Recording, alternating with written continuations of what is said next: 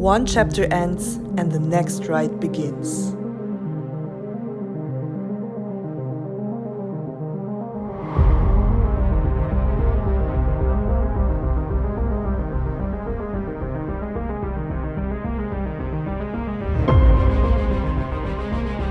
So I heard India is not for beginners. So let's challenge that and do a loop around India. With the motorcycle, of course.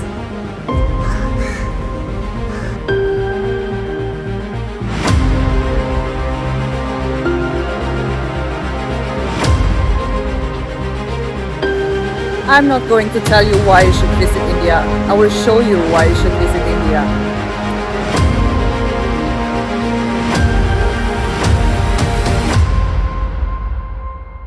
Welcome to India!